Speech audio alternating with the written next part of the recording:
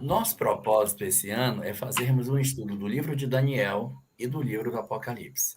Por que essa conexão entre o livro de Daniel e o livro do Apocalipse? Porque existem muitas imagens que são parecidas.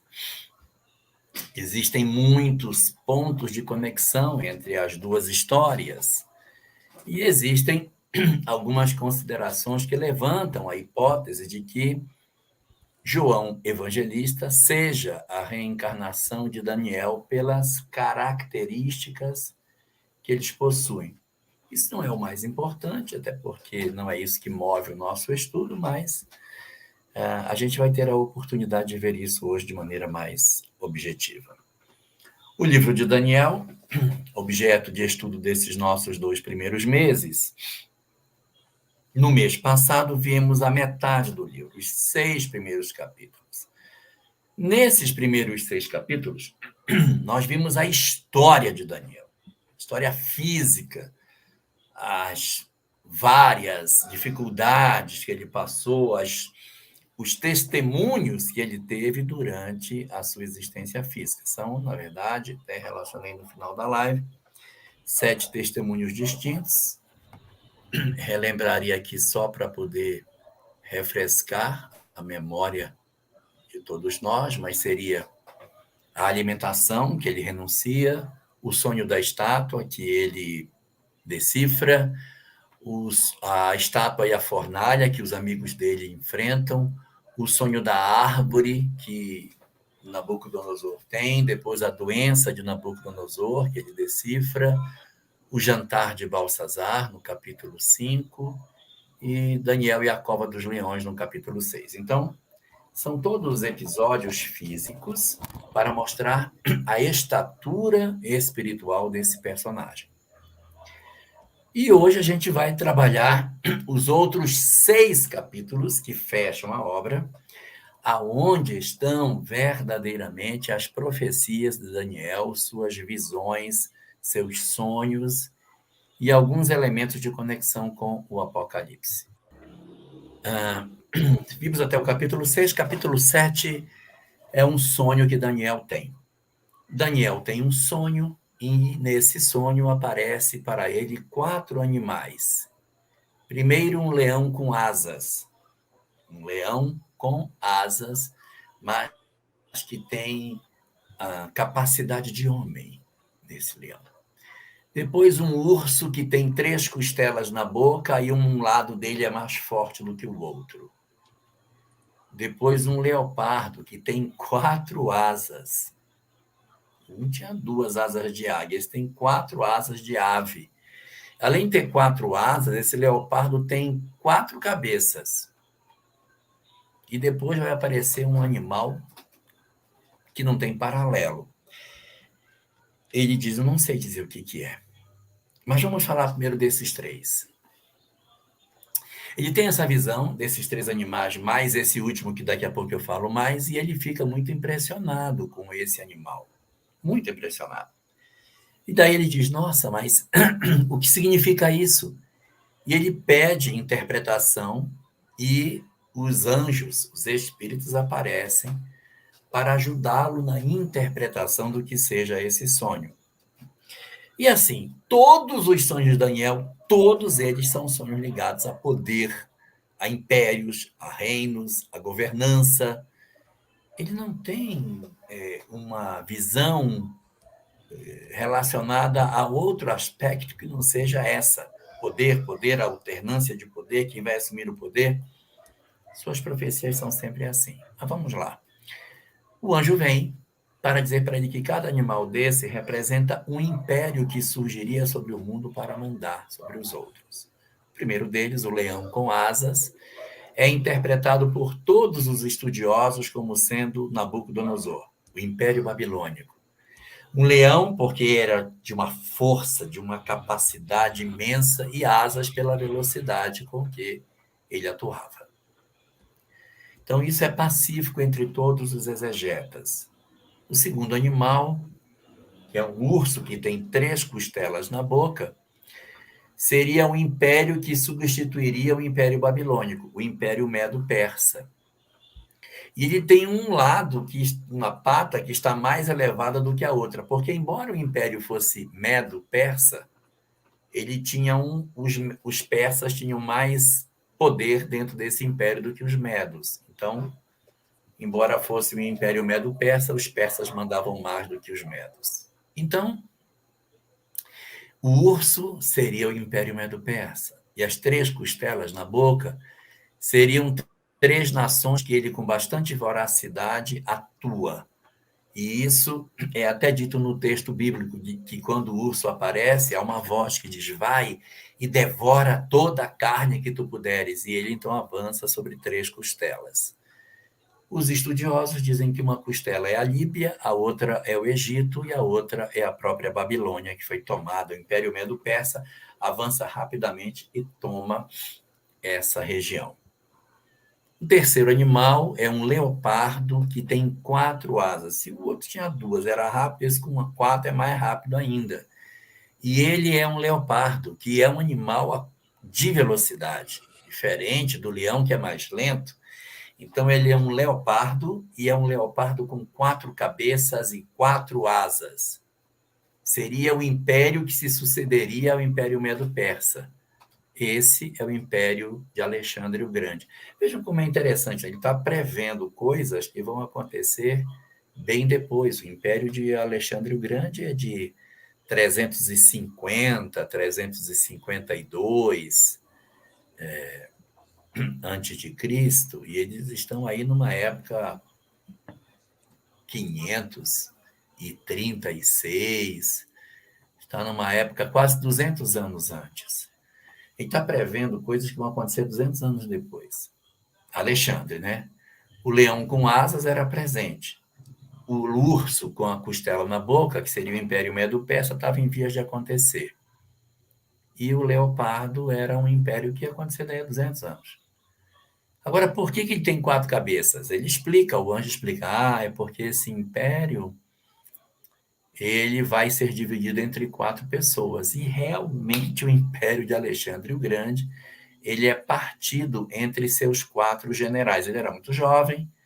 Roxana, que era a esposa de Alexandre, ainda estava grávida quando Alexandre se encarna, então ele não tem herdeiros. Roxana depois vai morrer e o menino sobrevive, né? Não no parto, mas ele vai sobreviver, ela morre depois. E o garoto vai ver até aproximadamente uns 10 anos, 8 anos, 10 anos, e aí ele desencarna também. Então não há herança do filho de Alexandre o Grande. Não aparece. Nós não temos. Então, o seu império imenso é rateado entre seus 4 generais. Inclusive, tem uma frase interessante que no leito de morte perguntaram para Alexandre, ainda muito jovem. Alexandre tinha 33 anos quando desencarnou, de uma febre. Hoje tomava um antibiótico, ficava bom. Teve uma febre muito forte, desencarnou aos 33. E perguntaram a ele, você vai deixar o seu império para quem? A resposta dele, para o que for mais forte. Pesado, né?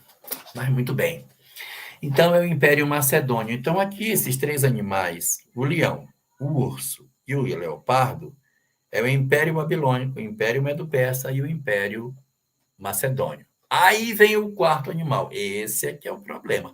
Porque o 4º animal, ele não tem paralelo com nenhum outro animal. E aí eu quero que vocês anotem, porque esse animal, ele vai aparecer no Apocalipse.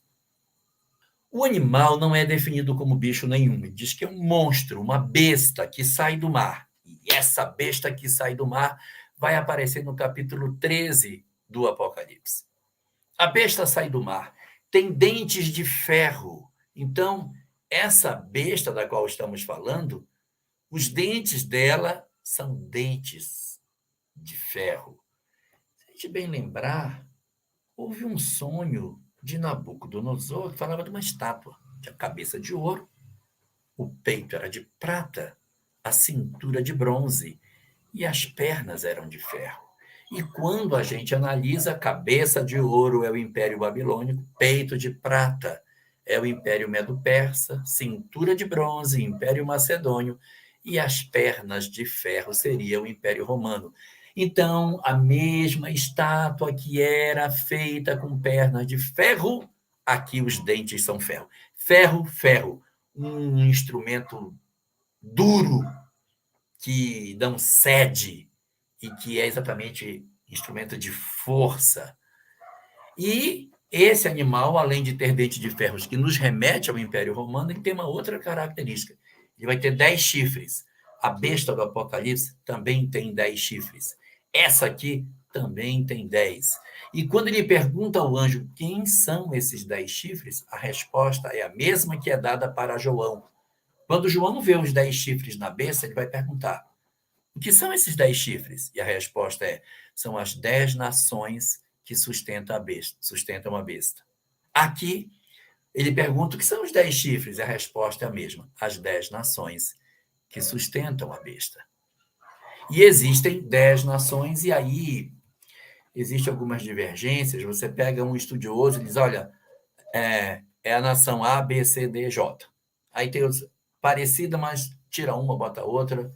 Não há uma unanimidade com relação a isso. Há uma boa convergência, mas não há uma unanimidade. Mas essa questão de serem 10 nações que sustentavam o Império Romano, ela está aqui posta novamente. Aí diz o seguinte, que do meio dos 10, um chifre pequeno surge, e esse chifre pequeno derruba outros 3. E o chifre pequeno cresce e se torna o maior de todos os outros. Então, se ele derrubou 3, ficaram 7, surgiu ele, vão para 8. Ficam esses 8 chifres, sendo ele o que cresce mais do que os outros, e ele tinha olhos e boca, e ele falava, esse chifre falava, e falava muita besteira, muita besteira. E um detalhe que Daniel destaca: esse animal, ele vai guerrear com os santos. Ele vai guerrear com os santos. Ou seja, com aqueles que são de vida santa, haverá um confronto entre esse império e os de vida santa. Podemos dizer que seja o período da perseguição aos cristãos primitivos, feito pelo Império Romano. Legal? Mas não é só isso, não. Porque a fala de Daniel vai levar a uma outra reflexão. Quando ele fala sobre essa questão da perturbação sobre os santos, Daniel pergunta: e por quanto tempo esse animal vai perseguir aqueles que são santos? E a resposta é: ele perseguirá por um tempo, vírgula, tempos, vírgula, e metade de um tempo. Tempo, tempos e metade de um tempo. Os estudiosos, analisando isso, dizem: um tempo é um ano, que são 12 meses. Tempos são 2 anos, que são 24 meses. E metade de um tempo é metade de um ano, que são 12 mais 24 mais 6. Quem fizer as contas direitinho vai dar 42. Então, deu 42 meses. Só que os estudiosos dizem que são 42 meses onde os dias representam anos. Fazendo as contas, 42 vezes 30 dias, que são 30 anos, vai dar 1.260 anos. Então, essa besta terá poder para atormentar as pessoas por 1.260 anos. Do mesmo jeito, no Apocalipse, essa besta vai aparecer dizendo que ela perturba as pessoas por 42 meses. É o mesmo animal. É o mesmo animal. Quando a gente consulta a obra de Emmanuel, no livro A Caminho da Luz, ele diz que esse período de perseguição é um período de desvio, o chamado período de apostasia, onde apostasia significa ausência de apóstolos. Então, é um vazio espiritual dentro de uma casa que deveria ser espiritualizada. Os estudiosos, eles todos convergem para a ideia de 1.260 dias. Todos vão, não, é 1.260 dias. Só que esse tempo de 1.260 dias, ele oscila um pouquinho. Uma boa parte deles diz que é de 607 até 1867. Faz as contas, vai dar 1.260. Emmanuel, na obra Caminho da Luz, escorrega 3 anos para frente. Diz que é de 610 até 1870. 610 é quando o imperador Focas se declara papa, e 1870 é quando é declarada a infalibilidade papal, que ele não falha, porque ele é sempre inspirado pelo Espírito Santo. Bom, independente de se é aqui ou se é ali, há convergência para essa ideia de 1870 anos. Uma coisa também que é muito semelhante ao Apocalipse é que quando acontece essa aparição desses animais, um homem do cabelo nevado, o cabelo dele todo branco, que se assenta e é servido por uma multidão de seres e tal, e de repente aparece um outro personagem que Daniel chama de o Filho do Homem. Ele aparece e o ancião de dias concede ao Filho do Homem o privilégio, ou seja, a prerrogativa de fazer o julgamento de todos esses animais.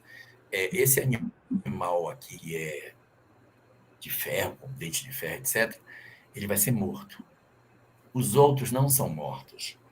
Os outros, eles são, na verdade, tirado o poder, mas sobrevivem. Ou seja, a Babilônia não tem poder, sobreviveu. A Grécia tirou o poder, mas sobreviveu. A Média e a Pérsia tiraram o poder e sobreviveram. Mas esse monstro, que seria não uma nação, mas ele seria um poder supragovernamental, eu acho que todo mundo está entendendo o que eu quero dizer. Ele não é uma nação, e não é um império romano, mas ele é um poder religioso que se sobrepôs ao próprio poder político, por isso que 10 nações o apoiavam. Esse poder, ele desaparece, ele vai ser morto, ele não existe, ele é destruído. Então, aquele modelo de estrutura religiosa poderosa de perseguição, ele é desmontado a partir do momento em que esses 1.260 anos são. E aí aparece o Filho do Homem. Aí tem gente já, o Filho do Homem, tá? Realmente, o Filho do Homem, é o que está escrito lá. Aí a gente vai remeter a Jesus. Olha, Jesus, o Filho do Homem, quer dizer, eu sou o Filho do Homem. Aqui cabe uma observação. Essa expressão Filho do Homem, ela é muito comum no Antigo Testamento. Usa-se muito, muito, muito. Até hoje, em Israel, se fala muito essa expressão Filho do Homem. Usa-se muito a expressão Filho do Homem no sentido, como é que eu vou dizer? Parecido quando a gente diz assim, não tem um filho de Deus para me ajudar. Um filho de Deus, a gente não diz assim. Não apareceu um cristão que me ajudasse, não apareceu um filho de Deus.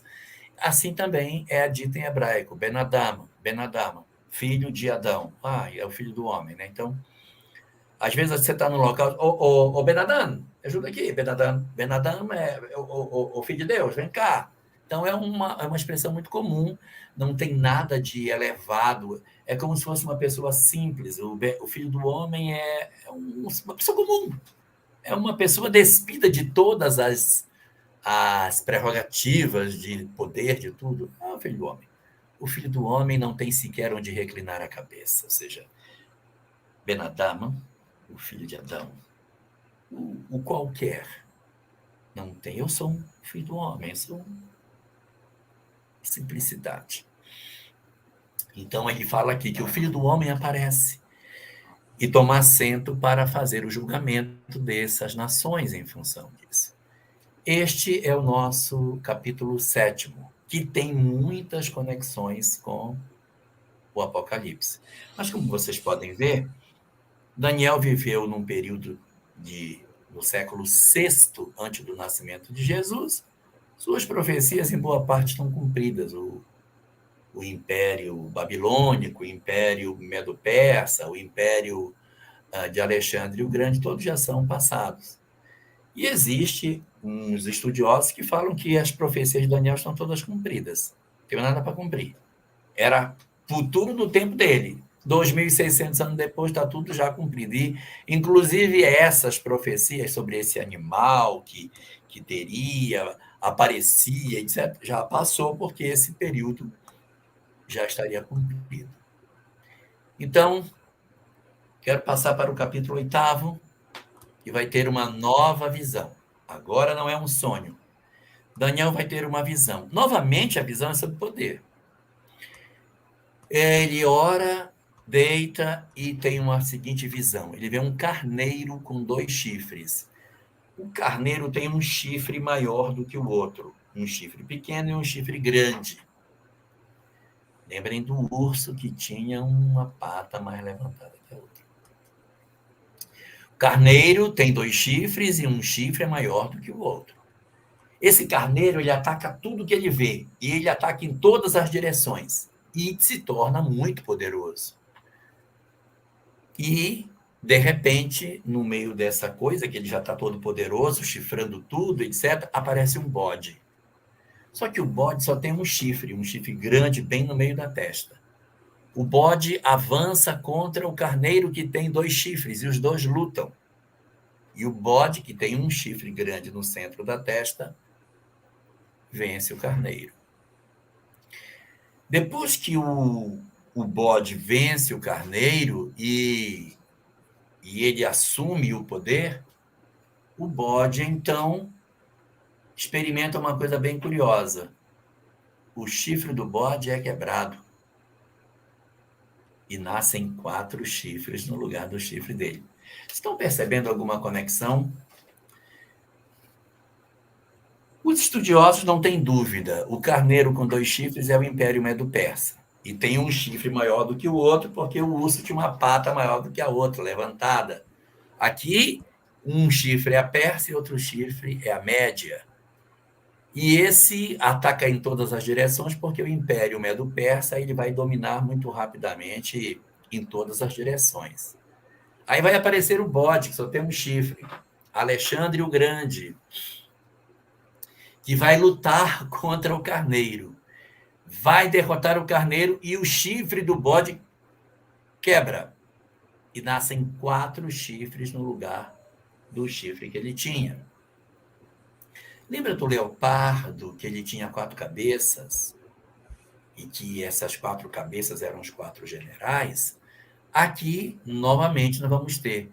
Quando acontece a divisão do Império de Alexandre o Grande, os 4 generais que ele tinha vão assumir. Um deles era Ptolomeu, que vai dominar a região do Egito ali, aquela região do norte da África, Egito, e ele avança na direção da Palestina, mas ele não pega toda a Palestina.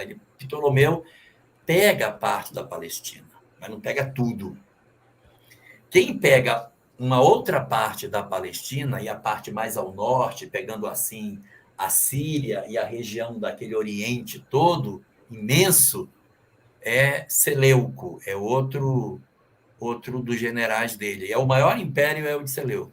É o Seleucida, que vai ficar o Império Seleucida, fruto do trabalho desse general. Aí tem um outro general que ficou com um pedaço menor, Antípater, que vai ficar com a Macedônia e a Grécia, um pedacito pequeno, e Lisímaco, que vai ficar também com um pedacinho da Trácia e da Ásia Menor, aquela parte da Turquia, logo depois da Grécia, aquele pedacinho depois da Grécia, onde ficava a Antioquia, aquelas outras regiões vão ficar na mão desse Lisímaco. Então, os 4 generais dividem esse império. E aqui uma informação que, de repente, o Laelder vai gostar. A gente fala muito de uma rainha do Egito chamada Cleópatra, que viveu na época de César. Ela era rainha do Egito, mas ela não era egípcia. Ela não é egípcia, ela é descendente desse cara aí, desse Ptolomeu. O Ptolomeu, ele assumiu aquele local e fez uma dinastia durante o período em que ele esteve lá, do ano 350 até mais ou menos o ano 166, que é quando o Império Ptolomaico cai. Então, Cleópatra não era egípcia, ela era descendente de Ptolomeu. Usava aquelas pinturas, né, porque era cultura, mas ela tinha raízes da Grécia, porque Ptolomeu veio da Grécia para assumir o comando dessa região e ficou mais de século comandando esse lugar. E por isso que ela era da linhagem dos Ptolomeus, ela não era descendente dos faraós. Houve uma quebra nas dinastias e os gregos é que estavam tomando conta do Egito nesse período. E uma curiosidade é que todo mundo sabe que a palavra bar, B-A-R, bar, em aramaico significa filho de. Então, Simão Bar Jonas. Simão Bar Jonas, Simão filho de Jonas. Bartimeu, filho de Timeu. Barrabás, filho de Rabás. E Jesus teve um discípulo chamado Bartolomeu. E não é Bartolomeu, é Bartolomeu. Pode pegar, nas traduções antigas era Barpemudo, Bartolomeu. Filho de Bartolomeu. Não era judeu. Tinha raízes gregas. Jesus teve um discípulo que tinha raízes da Grécia. Muito bem, então, esses quatro generais, eles vão dividir o império, e esse significa o chifre que, depois de quebrado, se torna em quatro. E ele vai falar que, no meio dessa confusão, ser um chamado rei feroz, que desses chifres que se formam, surge um rei feroz. Esse rei feroz. E há uma hipótese, que é a hipótese dominante. Posso até dizer que há uma boa convergência para isso. Que esse rei feroz, que eles se referem, foi um rei que viveu durante o período da dominação ptolomaica na região de Israel e que foi, nossa, cruel demais. Os romanos foram muito duros com o povo judeu. Poxa, destruíram o templo, fizeram tantas perseguições, mataram tanta gente. Mas no período de Ptolomeu, houve uma janela de tempo em que dominou aquela região um cara chamado Antíoco. Antíoco, ele foi um rei daquela região que dominava o Egito e também a parte da Palestina, que tinha horror à religião judaica. Ele tinha simplesmente horror ao judaísmo. Então, o que ele fez? Ele proibiu os judeus de circuncidarem os seus filhos. A maior ofensa que pode dar a um judeu é tirar dele o direito de circuncidar a sua prole. Foram proibidos de estudar a Torá. Foram proibidos de guardar o sábado. Proibidos de terem cópia da Torá nas suas casas. Imagina o que significa isso. Proibiu de circuncidar, proibiu o sábado e proibiu de estudarem a Torá. Isso é um apunhalado no peito dos judeus. Mas ele não fez só isso. Ele pega os soldados gregos e leva para o templo e faz com que os soldados tenham atos sexuais dentro do templo. Exatamente para profanar o templo. Não satisfeito, ele bota um deus de pedra lá dentro para ser adorado como um deus, uma estátua, lá dentro do templo. E para coroar tudo, ele faz uma oferta ao Deus. Ele pega o altar de sacrifício que os judeus usavam para as suas oferendas e mata um porco no altar. Eita! É muita audácia, né? Mas ele faz isso. Mas... Então, isso faz uma ebulição na sociedade e a própria sociedade toma de assalto as ruas e destrói o império de Alexandre na mão de Antíoco, né? ele é destruído exatamente por conta do nível de agressão que ele produziu na sociedade. Alexandre o Grande tinha por prática, quando ele vencia uma batalha, ele ia no templo e fazia oferenda para os deuses locais. Aí isso acalmava o povo. Antíoco afrontou a população fazendo o que ele fez. Aí o que houve? Automaticamente, uma ruptura e a sociedade, o próprio povo, não foi nem exército, o próprio povo foi para as ruas e lutou e derrubou Antíoco. Então, nós temos aí nessa releitura a percepção desse período como sendo o período de Antíoco. E quando Daniel vê isso, ele pergunta para o anjo: sim, mas e quando é que isso vai acontecer? Ele disse: isso não vai ser para agora, vai demorar para acontecer. Mas quando acontecer, durará 2.300 dias. Quando o pessoal faz a conta do período que Antíoco governou, dá 2.000, não dá exato, né? Mas dá 2.300 dias o período de governança dele, mostrando que essa profecia se cumpriu também pela via do tempo que esse rei feroz iria dominar Israel. É confuso isso? Para mim Tranquilo? tá ótimo. Tranquilo. Vamos para frente. Então, para o capítulo 9. No capítulo 9, Daniel faz uma reflexão sobre o cativeiro, sobre o sofrimento de Israel, sobre, nossa, uma série de dores, um conjunto de sofrimentos. E aí ele chega a uma conclusão. Você vê. A conclusão dele é a seguinte: nós estamos presos, cativos, humilhados, destruídos. Nabucodonosor foi lá, destruiu o nosso templo, nós não temos mais nada, nós estamos arrasados como nação, estamos destruídos, estamos no fundo do poço. Aí Daniel diz: Deus é bom, é porque nós somos desobedientes. A razão pela qual isso está acontecendo é pela nossa desobediência.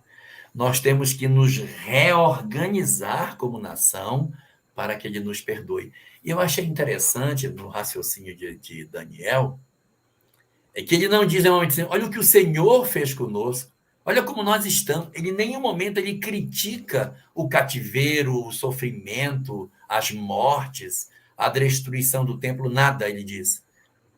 Foi desobediência que fez isso. Uma submissão à vontade de Deus, uma aceitação silenciosa da dor impressionante nesse capítulo 9. Ele vai oferecer aí, metade do capítulo é a discussão de Daniel refletindo do porquê tanto sofrimento. Aí ele conclui que todo o sofrimento era decorrente da desobediência do povo judeu. E aí ele começa a pedir perdão. Perdão pelas transgressões, perdão pelos que eles haviam feito de errado, perdão, perdão, perdão, perdão, perdão.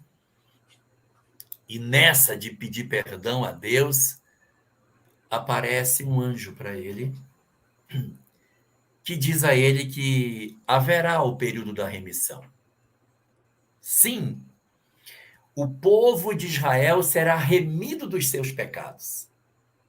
Será oferecida a ele a possibilidade de que ele pudesse, sim, ser considerado como sendo verdadeiramente o povo escolhido. Ele tem condição de se recuperar. Mas quando? Quando o Messias vier. Quando o Messias vier, ele vai poder restaurar Israel da sua transgressão. E nesse momento ele fala 6 coisas que o Messias vai fazer quando chegar. Primeiro, quando ele chegar, ele vai cessar a transgressão. Quando ele chega, ele vai parar o pecado, né? Ele vai a transgressão do homem que deu origem ao cativeiro para, então termina o cativeiro. Só que o cativeiro termina muito antes. Esse cativeiro do qual ele está falando é um cativeiro espiritual, não é o cativeiro material. Segunda coisa que o Messias faria: colocaria fim no pecado. Colocaria fim no pecado. Ele viria para ter com o pecado, porque na hora que ele chega, que ele oferece a sua doutrina, ele abre para o homem a possibilidade de viver uma vida plena. Então, no próximo, ele diz assim, terceiro item, ele vem para expiar a iniquidade e religar o homem a Deus. Então, ele vem para promover essa religação do homem com o Criador. As três são muito próximas, né? O final do cativeiro, o fim do pecado, a reconexão do homem a Deus é fundamentalmente um conceito muito próximo. O quarto, para selar a profecia que você está vendo. Para que as pessoas vejam que o que foi profetizado vai se cumprir. Quinto, ele vem para limpar o Santo dos Santos. O Santo dos Santos é o local mais sagrado do templo, chamado Kodesh HaKodashim, onde ficava a Arca da Aliança. Só isso, era um quadrado de 10 metros por 10, só tinha a Arca da Aliança lá dentro, não tinha nada, vazio. Não podia nem entrar para limpar. Então, era um quadrado de 10 metros por 10 metros, 100 metros quadrados, uma Arca da Aliança no meio e nada mais. Dentro da arca, só 3 objetos: as tábuas da lei, o cajado de Moisés e um pouquinho do maná, aquela comida que eles comeram no deserto. Só o que tinha dentro da arca. E aí, só que quando houve a destruição do templo por Nabucodonosor, a arca desapareceu, tá? Ela desaparece, segundo os estudiosos, ali na destruição do templo, quando a gente viu na nosso mês passado, quando Nabucodonosor destruiu o templo de Salomão. Então ele vem para ungir o Santo dos Santos e para trazer a justiça eterna. Aí começa uma confusão, porque aí começam a dizer, não, então essa não é a primeira vinda, é a segunda vinda, porque a primeira vinda não deu isso, a segunda vinda. Então, aí há uma divisão entre os estudiosos, dizendo que isso significa a vinda de Jesus, e outros, não é, porque é quando vier o final dos tempos que a gente vai poder ter essa vida maravilhosa, extraordinária, né? Na presença de Deus, etc. e tal. Então, não é. Então, há uma divisão entre os estudiosos nesse momento. E é nesse pedaço do livro que vai aparecer um dos conceitos mais intrincados que existe das profecias de Daniel. Se não for o pior. São as chamadas 70 semanas de Daniel. Ele faz uma profecia dizendo que aí ele pergunta, e quando é que vai se dar o restabelecimento disso? Falta 70 semanas para que isso aconteça. Só que nós estamos no ano 500 e tarará quando isso acontece. 70 semanas não dá para Jesus chegar. Então, o que é que os estudiosos fizeram? Consideraram que eram 70 semanas, onde cada dia era um ano. Em boa matemática, dá 490 anos. Só que, meu amigo, ninguém acerta que diabo de semanas são essas. Por quê? Porque nunca bate. Ele diz, bom, então, se é para restaurar, quando inicia? Inicia no início da restauração. Então, é quando os judeus são libertados. Faz a conta, não bate com o nascimento de Jesus. Então, é quando os judeus saíram da Babilônia. Faz as contas, não bate com o nascimento de Jesus. Então, é quando veio o decreto libertando, também não bate. Então é quando começaram a reconstruir o templo, também não bate. Aí, todas as marcas históricas que aparecem não conferem com nada. Aí, o que os estudiosos fizeram? Forçaram a profecia. Bem, quando é que Jesus aparece? Ele aparece no batismo dele. Então, pronto, esse aqui é o 490. Puxa 400 para trás, aonde der a data. E foi o que eles fizeram. Mas não bate, não tem Não há, coloca uma data, aí dá muito depois de Jesus, coloca outra, dá muito antes dele, muito assim, 50 anos, 30 anos depois, antes. Não bate, nada bate. Então, isso até é bom para que a gente não crie aquela expectativa de que profecias são verdades inamovíveis. Diz o livro dos Médiuns, item 267, parágrafo 8º, que toda profecia que tem data marcada tem indício de mistificação. Por quê? Porque existe o livre-arbítrio. Então não dá para você dizer assim, não, isso aqui vai ser há tantos anos. Pelo amor de Deus. Não posso marcar data para aquilo que vai acontecer, porque o livre-arbítrio dos homens, ele interfere nisso. Então, as 70 semanas, se forem 490 anos, não bate. Bate se forem 440, 430, 420 dá certinho. 420 dava bacana, se fosse 70 anos a menos. Porque aí eu teria uma quantidade bem menor de dias para poder fazer isso, aí dava legal, 420 dias. Porque seriam 420 anos, aí pega de quando o templo foi reconstruído até o nascimento de Jesus. Não existe nenhuma data que confira e que bata certinho. Então, esse é um outro problema que nós temos. Nenhuma delas vai fazer isso. O capítulo 10 é um capítulo novamente de poder, falando de uma profecia sobre a guerra que vai acontecer entre a Média, a Pérsia e a Grécia, ou seja, ele já estava antevendo um fenômeno que se daria 200 anos depois, capítulo 10. O capítulo 11 é um capítulo onde ele vai falar mais sobre esses reinos. Ele vai dizer que o reino Medo-Persa teria 3 reis e depois cairia. E é exatamente o que acontece. Eu tenho 3 reis, que é Ciro, depois é Cambises e depois Dario. Os 3 são 3 reis que vão cair e depois vai aparecer o Império Grego. Então é muito interessante as profecias dele. Aí aquele rei feroz aparece novamente quando a Pérsia perde e a Grécia assume e diz que haverá um homem vil. O homem vil que vai governar. O homem vil é exatamente aquele Antíoco, o cara do porco.